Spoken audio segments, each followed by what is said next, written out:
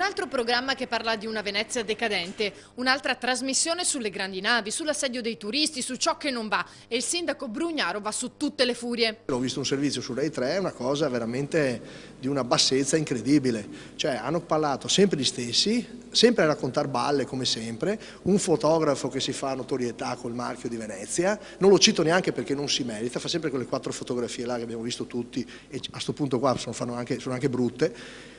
Aggiungo, poi battono due anziani pensionati con sta barchetta che vanno intorno alle navi a far vedere quanto brutte sono. Abbiamo detto tutti che le navi non devono passare da San Marco. Brugnaro proprio non ci sta, Venezia non è solo questo, dice, e sulle grandi navi ribadisce, siamo tutti d'accordo. Un'idea, un servizio che Rai 3 ha fatto di una decadenza totale della città.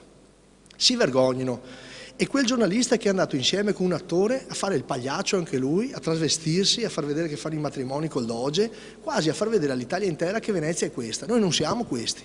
L'amministrazione comunale non è neanche stata interpellata. Mezz'ora di programma televisivo pagato dallo Stato con soldi pubblici per raccontare balle sulla città, o meglio, raccontare una visione decadente della città. Noi non siamo questi. È una cosa ridicola vedere un pagliaccio che gira e si veste in giro per la città insieme con un giornalista della RAI, pagato dalla RAI, per far vedere questo di Venezia. Offensivo. Un messaggio che non deve dunque passare nel modo sbagliato, secondo il sindaco, soprattutto per le nuove generazioni. Ho detto soltanto che ai giovani dico, quella non è la strada. Hanno fatto vedere Poveglia e si sono dimenticati di far vedere e di dire che c'era un matto che voleva spendere 40 milioni per fare un ospedale. Dopodiché ci dimentichiamo di dire che ci sono le imprese, ci sono le brave persone, c'è tanta gente che lavora, c'è una città felice.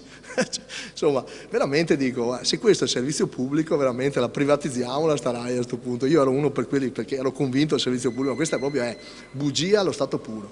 Meno male ci sono le TV private.